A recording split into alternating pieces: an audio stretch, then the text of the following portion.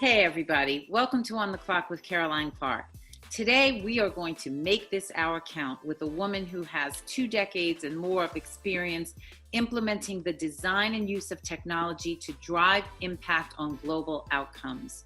Formerly the head of Women in Technology at General Electric, Janine Uzel is currently the Chief Operating Officer for the WikiMedia Foundation and is an outspoken and dynamic leader and advocate around the idea that Black stories not only matter, but it matters who is telling those stories. Janine, it's great to see you. How you doing? Hi there, I am here. I'm doing okay. It's been a run. How about that? It is, so here to those of us that have continued to be resilient. But it has been quite a year so far. It has.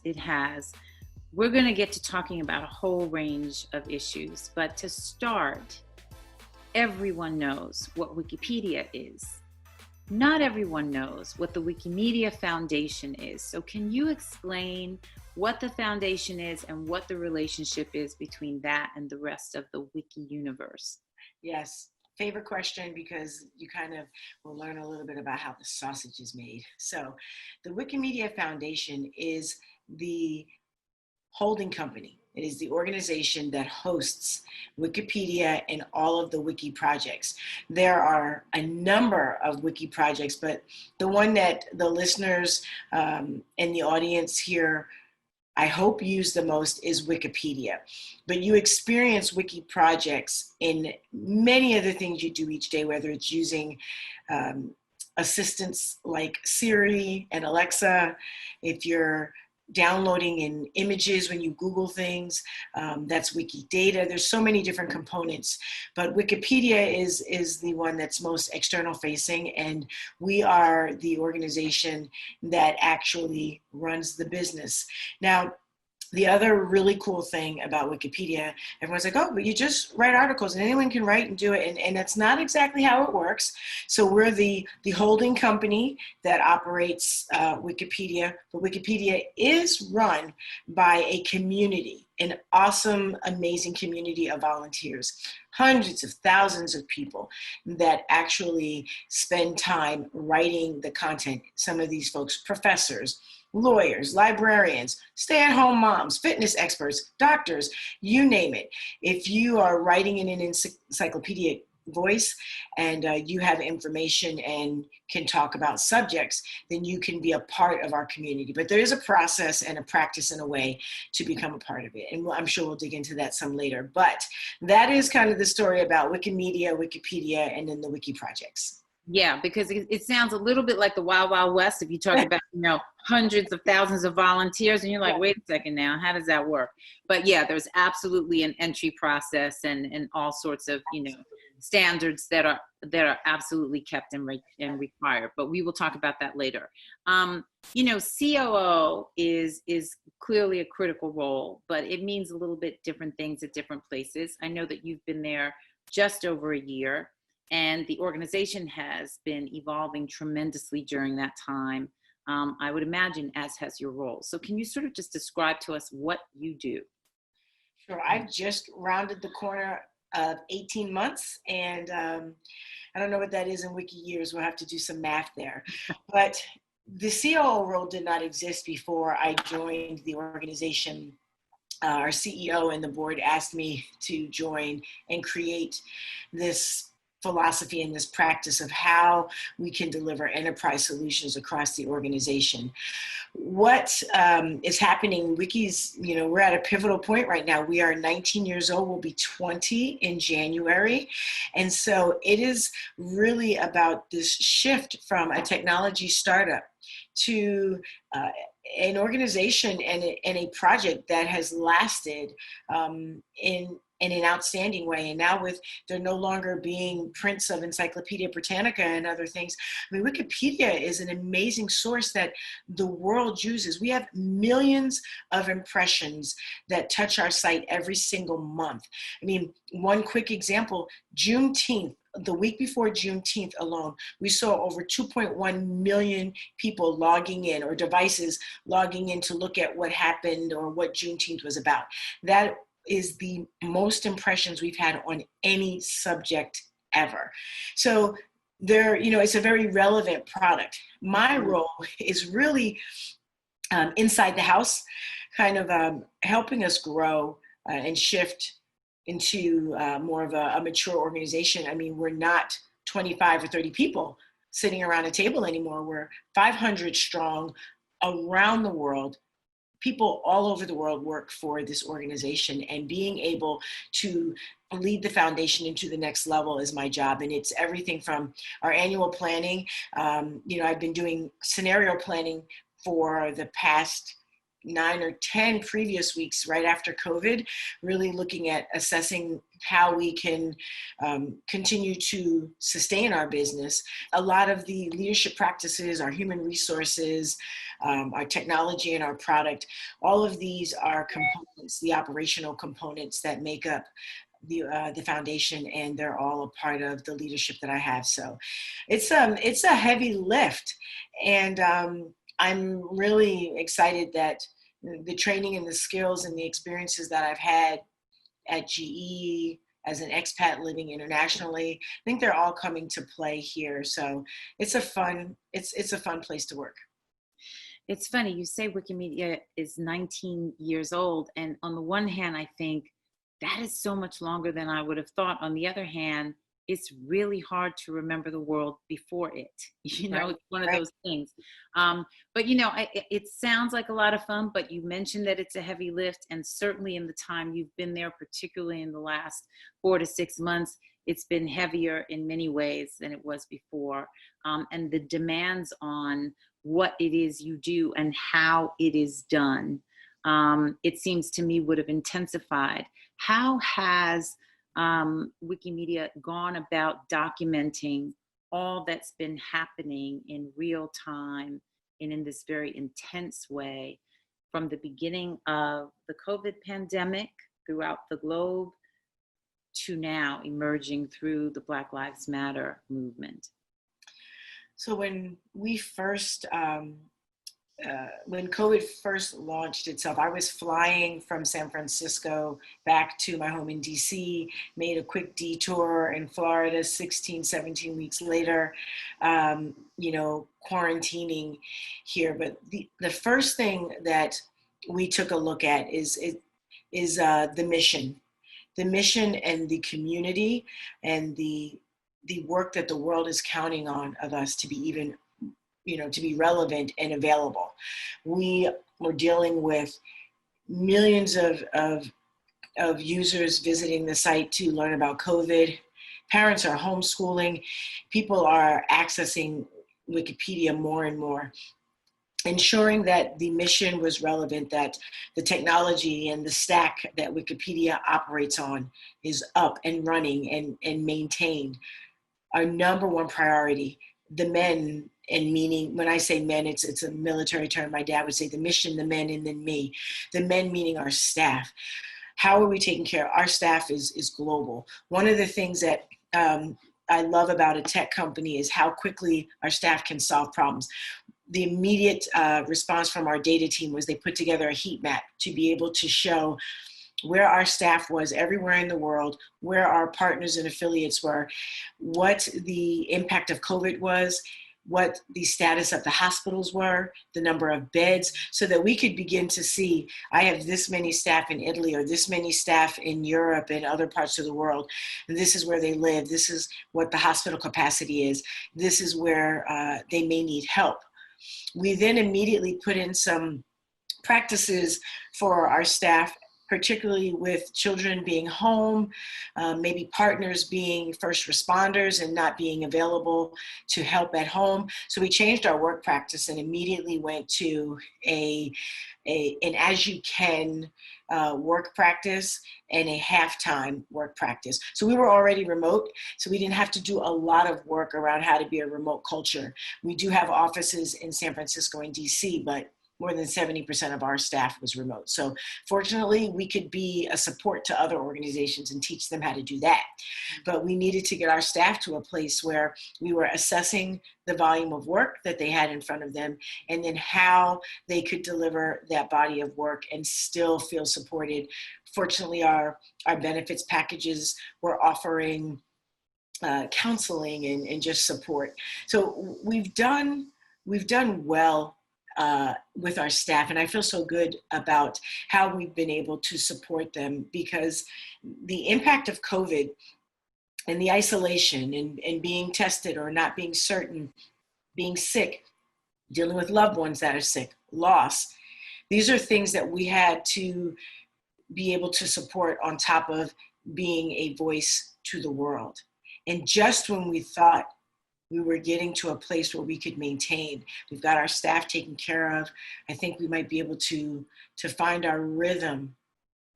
The world turned itself again, and I want to say this very carefully, to the eyes of the privileged that often get to not set their eyes on what's happening in the world for Black people.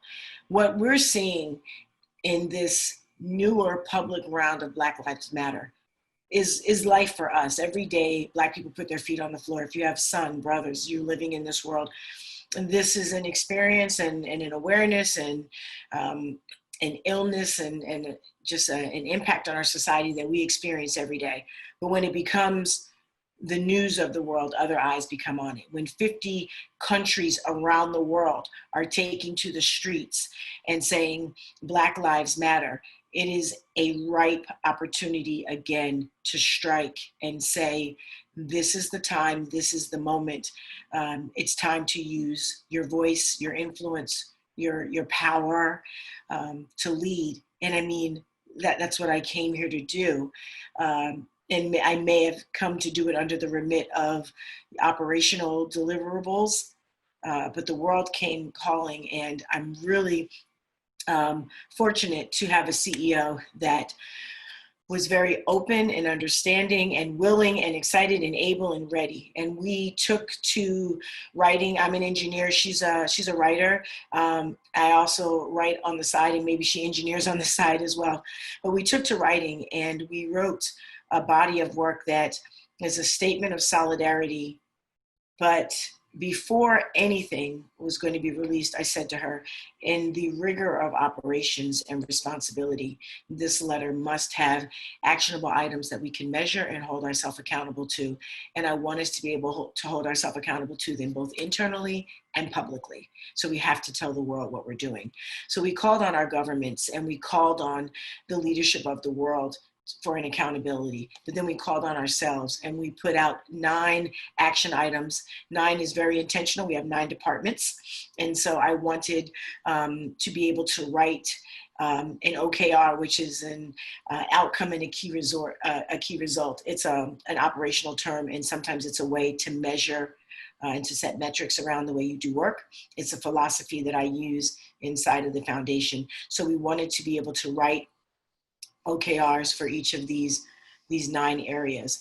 And we called on ourselves to tear down bias on our platform, to determine our advocacy partnerships and where we are rallying and spending our time when it comes to advocacy in free knowledge and the internet and technology, our hiring practices, our promotional practices, our technology and our coding efforts.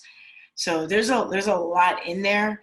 And we have a lot of work to do. Yeah. How did this moment, and can you identify the moment for you personally? Because here you are at this, very dynamic and influential organization. You are in a visible leadership role.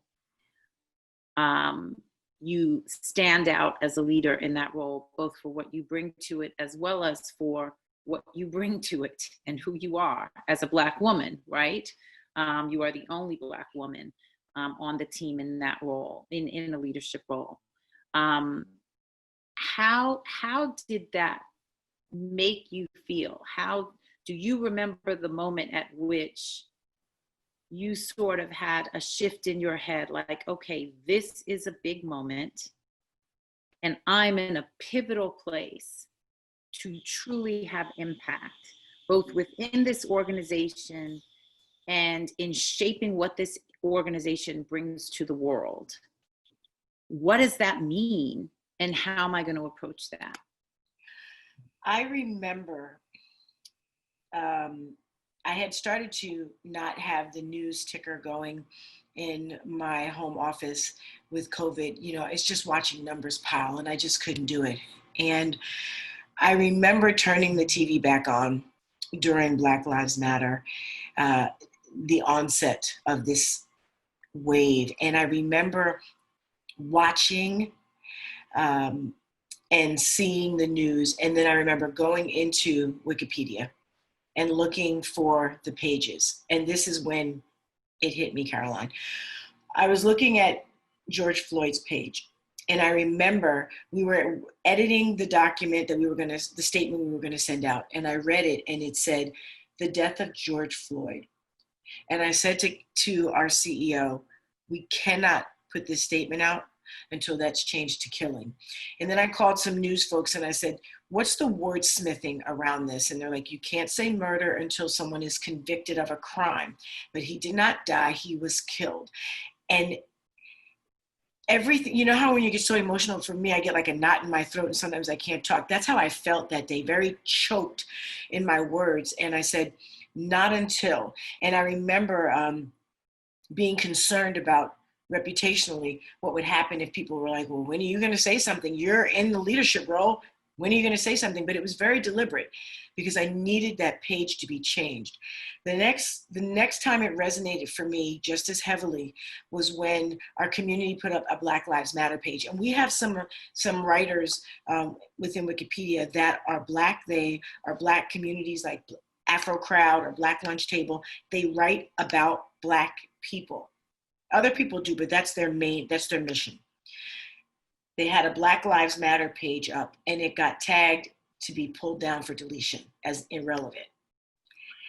And that's when I lost my sauce. I was done. And I also remember the podcast I was on when the flag got taken down so that the page could not be taken down. And I just remember cheering in the middle of the conversation and they were like, are you okay? And I was like, something great just happened. But that is when I said, if I'm going to be fearful about the voice that I have and the experiences that I've had, then I need to just go get a job where I can just do some regular stuff and be quiet and just kind of do business as usual. But is this really why I've come this far? And I know that to whom much is given, much is required. And I said to myself and to others, my friends and all, if I don't say something in this moment, I don't know if there'll ever be anyone else like me in a seat here to be able to do this. And I just said, we have to make a move here. So between the statement and then the timing, and then we released it when the timing was changed, to me saying, now I want an equity council and we've got more work to do. Yeah. How does something get tagged like that? What is the process? So this is where, look, Wikipedia is a wonderful product. I'm very proud to be a part of the Wikipedia community. But like any technology, and if you are a product user and you're not a techie, I can explain this to you very quickly. An end product is as biased as the technologists that build the product. It's like eating a cake and I cook it. It's not going to be a good cake. Eating a cake that my grandmother makes is going to be a delicious cake because the products I put in it, I don't know what I'm doing. When you have bias and you're putting code and you're building upon a code that's built in racism or one-sidedness and injustice, that's the output of the product. So a Black Lives Matter page can get flagged when someone says, well, all lives matter. And so why don't we have an all lives matter page? Or why do you think that this page should be a priority as opposed to another? And so if you have enough strength behind something, it can get flagged. And there were, it happens because certain people in our community have strong voices, and we won. So that's where I'll sit with that. So, I think you brought up a number of issues here that really matter, right? One is the relevancy of death as a descriptor for how George Floyd's life came to its end, right, versus killing. And I think that magnifier on words matter became deeply intensified in the Wikipedia universe and in many media universes, in ways that, you write, you present messaging, communications is a thing. We say. But in that moment, there was an intensity placed on no. Different words mean different things. And truth and honesty and accuracy have to be the standard bearers for what it is we do in communications. And I'm fascinated by Wikipedia because you do have this vast army of volunteers who come from all different backgrounds all over the globe. And what are the controls around? I think one of the things that's so fascinating too about Wikipedia is that it is a living thing. It is constantly evolving, constantly updated, constantly checked, made more accurate, made more compelling. And so that, that immediacy, that living, breathing thing of it is essential. But what are the sorts of things that have to happen to make sure that any information presented is presented truthfully, accurately, and in a way that isn't just true in the sort of objective sense of truth, but rings true to the narrative that it represents? Yes. So citations are what we live on. Citation needed. We have it on t-shirts. It's our hashtag. Citations matter so much, and they're what make the articles and the content on Wikipedia valid and relevant. The more citations, the more you are able to link content to credible sources, news sources, museums, universities, valid sources. That is what strengthens an article. And here's, I want to say something specific about Black people, because here's where we have a gap. Writing an article about a Black person in STEM, or a Black woman in science, or in other areas that we work in, is often very difficult because the news doesn't write as much about us.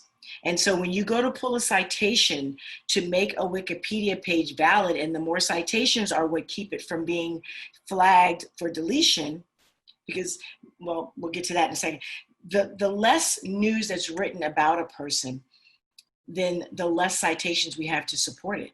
Right. We need the news, all news, not just every outlet of news needs to be writing more about the things that Black people do, so that the citations can bolster the story. And that's what makes Wikipedia ebb and flow. But it's also what dispels the imagery that Wikipedia is not a relevant source. First of all, no one piece of news should be your only source, right? We know that. So Wikipedia is one resource that you should use, not the only, but it is validated when we have more citations. So we need pure content about the work of, and the excellent work of Black people. That's one.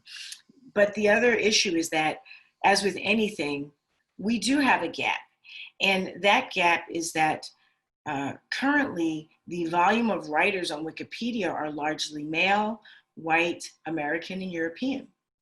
And so you have 1% of the world that is telling the entire world story. And that is what you hear me say when I say, who tells your story and why it matters. The diversity of the world needs to be the diversity of our editors. That's what we call the people that write on Wikipedia. They're editors. They need to look like the world because they are telling the story of the world. And when that doesn't happen, we have a story that's told from one lens.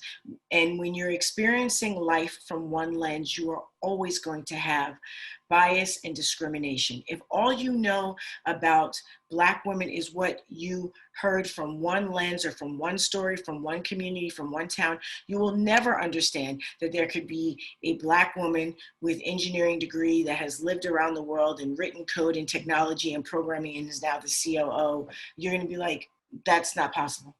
It's why when you Google images about Black women thinking, Black women designing, Black women writing, sometimes you don't get images, or they don't exist, because the world is not being programmed to think that we are those people. And so that is why you experience that gap. It's not just with Black people on Wikipedia, it's with other entities as well. But these are some of the flaws. This happens not only from actual coding, but it happens when you have bots that are writing content. And we need that. We need bots to keep up with, in order to keep up with the volume of content that happens on the internet and in the world every day. But even those bots have to be programmed in a way that we have less bias. And so this is why I say unequivocally, Black tech matters, because we can help solve problems that are turning technology against us. Right. And I know throughout your career, you have just been so passionate about this issue of bias in technology and how it is baked into every facet of technology, because we are so deeply underrepresented. I think it's interesting, though, because you would not think that we would be so underrepresented as writers. You know, it's one thing to think, okay, there's not going to be a huge number of us creating the actual technologies that we're seeing and using every day.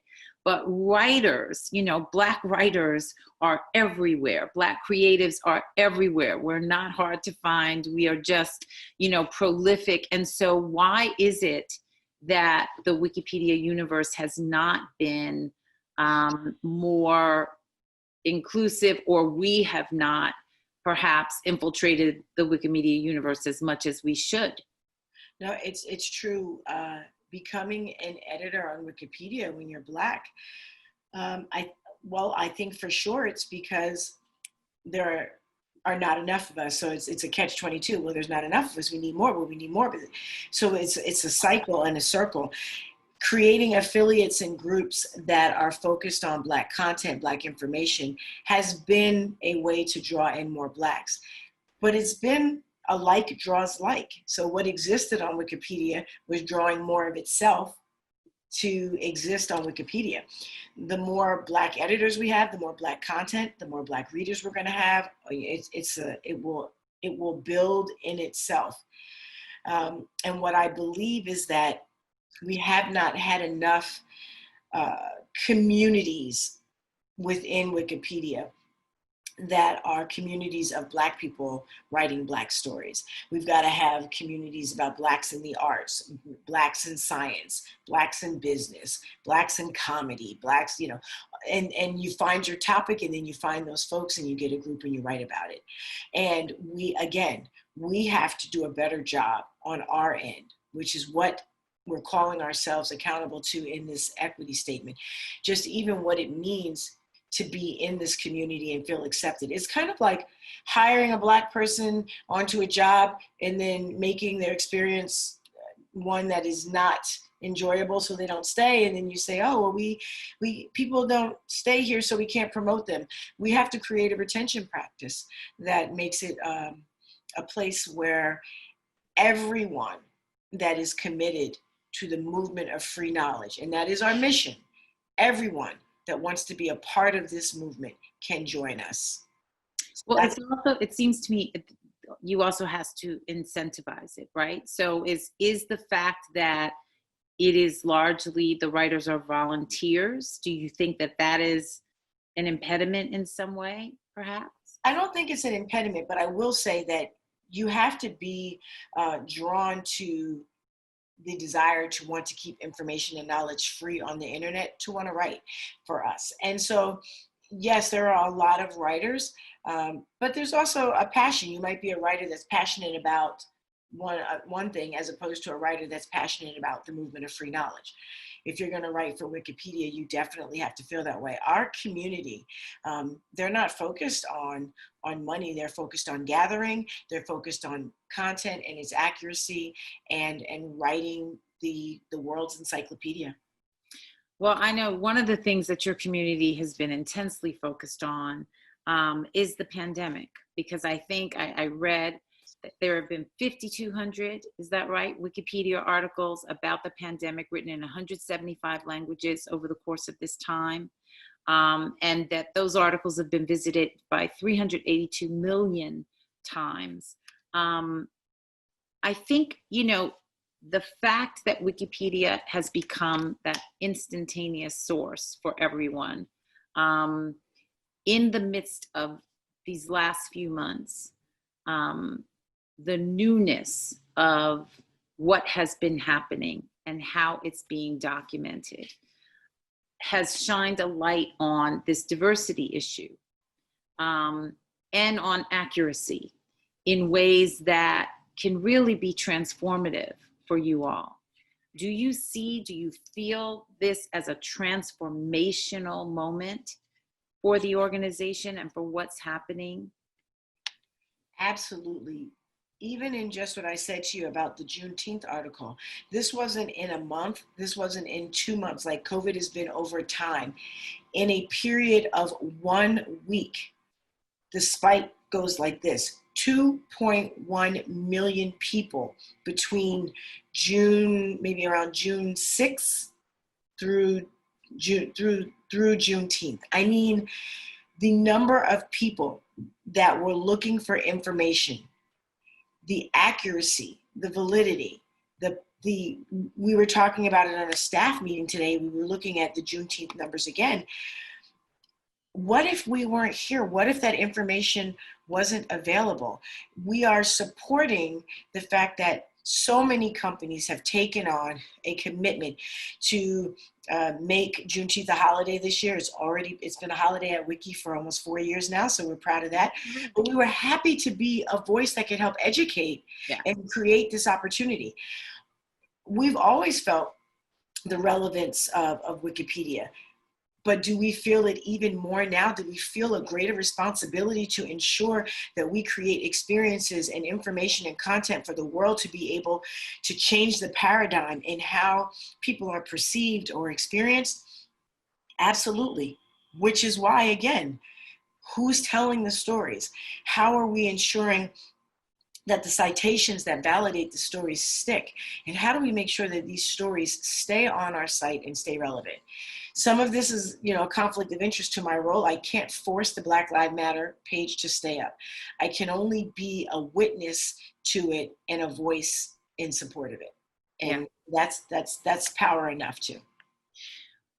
I know that Who's Telling Your Story has been something that you've really been pushing, hashtag Who's Telling Your Story.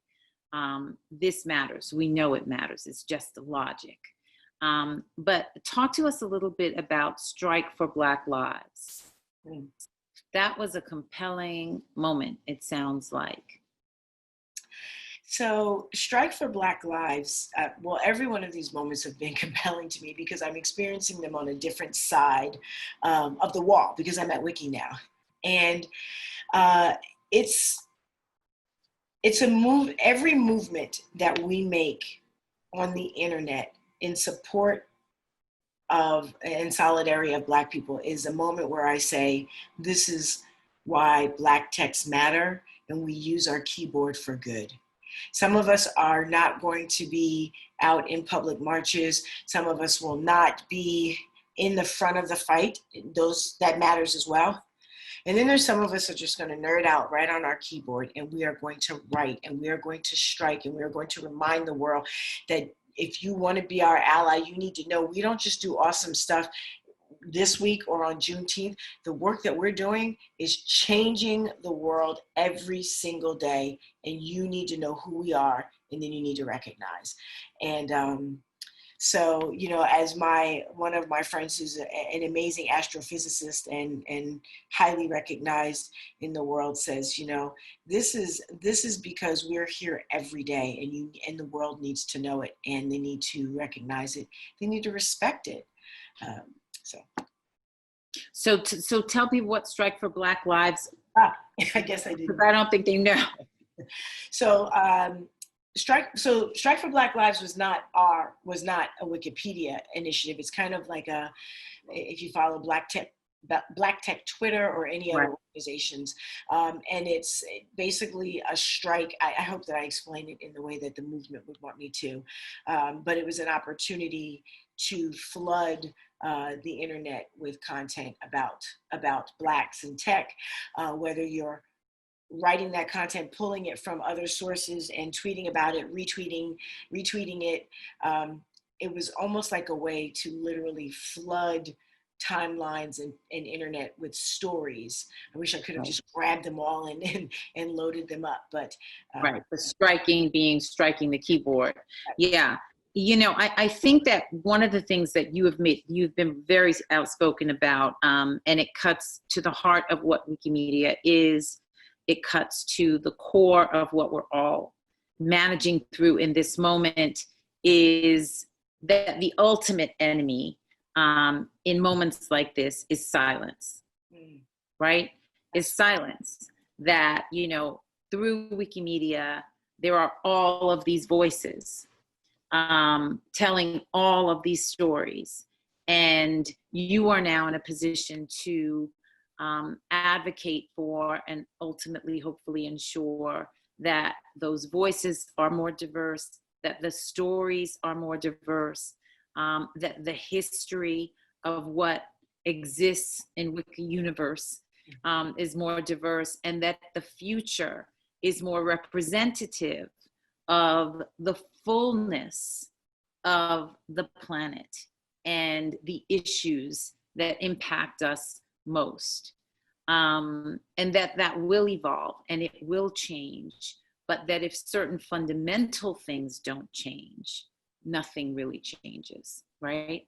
So as a Black techie, as someone who is a relatively new voice at what in the tech universe is no longer a new entity, startup, but is really an established part of the culture now, right? Beyond tech, just the global culture. What is your greatest hope for what this moment in time, this confluence of the pandemic, where we're sort of all going inward, and the Black Lives Matter movement, where we're all looking around, hopefully in a different way? What is your greatest hope for what this will lead to in terms of what your organization becomes for the rest of us? My greatest hope, which I also would consider maybe my legacy for the time when I'm no longer doing this work, is that the voices and the hands and the thoughts behind the technology are communities of people that look like the world that uses these products, that there's an equity and a value in every user, and that things are not just being built and designed and written for one group of people in this world. It's my hope that our teams are as diverse as our outcome, that that the media in the world writes enough about Black people so that we don't have to fight and search for the validation that, once again, we're trying to receive to make sure that people ensure that information is there. And that we use this product to truly change the paradigm of how every person is recognized, experienced, and talked about in the world. There should never be, in the perfect world, we shouldn't have to measure what's the percentage of stories on Black people versus other people, because it should just be an abundance of all. And those numbers wouldn't even matter, because there'd never be a question of it being an unfair or an off-centered, off balance of information. And I really am living in this great hope that the stories that are told about us will be told by us. And so the world will have that experience. The way that's going to happen is we have to create an entryway so that people want to be a part of this, so that they know their work is respected. People want to be respected. Respecting your expertise is a big part of being valued. So that they have a great experience, to know that when you volunteer and give of yourself in this work, that you're going to be appreciated and your work is going to matter and have an impact. I want to see more faces in our Wiki Commons, which is where all of our photos and images are stored, so you can download images that you use in various places. We need more diverse faces in those composites of information. The data that's collected on diverse people will be accurate and assure accuracy and balance in the world.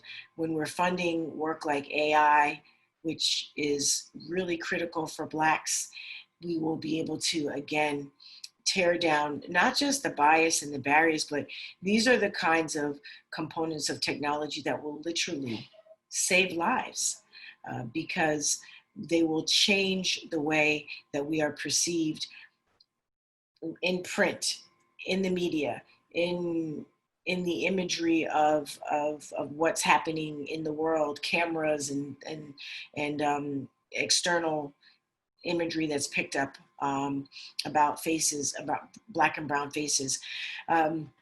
So it's just this wonderful community of harmony that needs to exist. And I'm saying it in a way that it may sound very flowery and soft and wonderful, but the way we're going to get there is going to be through force, and it's going to be through striking, and it's going to be through raising our voices, raising a banner, and lifting up a standard where people are required to see us and to know that we're here and our work matters. And I can do that to some degree, but we need more leaders in decision-making roles, managing P&Ls and parts of the business in technology, where we can hire and we can promote and we can ensure that investments are made. We need more people in those spaces doing that. Yeah. We also need, as you said at the very beginning, more people telling these stories, right, and writing alongside those who are already writing for Wikimedia. For those who are watching who want to do that, what do they do? How do they get involved? How do they jump in? Wonderful. If you're interested in being a part of the Wikipedia movement or just learning about it, I'm going to send you to two key places. The first one is AfroCrowd. You can find them on Twitter. You can find them on Instagram. You can find them on the internet. AfroCrowd, AFRO crowd. The other one is Black Lunch Table. Again, you can find them on Twitter, you can find them on Instagram, and you can find them on the internet. Black Lunch Table. These are two communities that we support and fund. They are working on projects that are specifically about writing about Black people. In fact, during the month of June, they hosted a civil rights edit-a-thon, a Juneteenth edit-a-thon.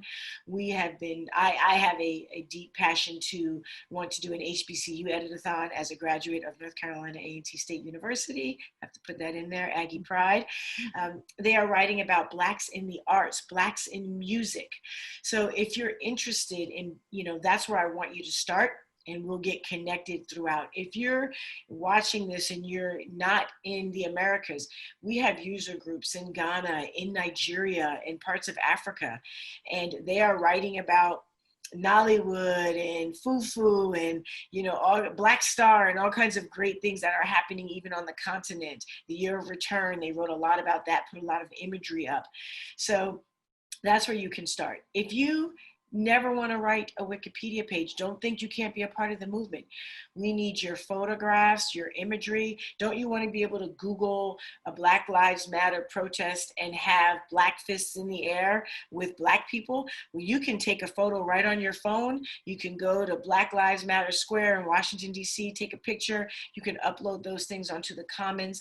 And if you're willing to share your imagery, then those are the kinds of photos that would be used in when people are downloading images for other things.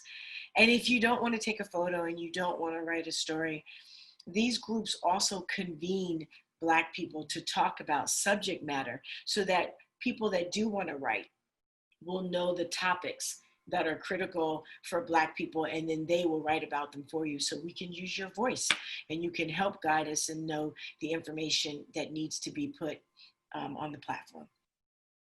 Janine, thank you for your voice. So glad that you are at the WikiMedia Foundation. So glad that you are a force in Black tech, and we will be watching to see everything that you do, because we know it is going to be worth the ride.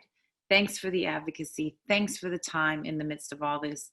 Stay safe and stay well, girl. Thank you so much. It's so good to be here. More to come. More to come.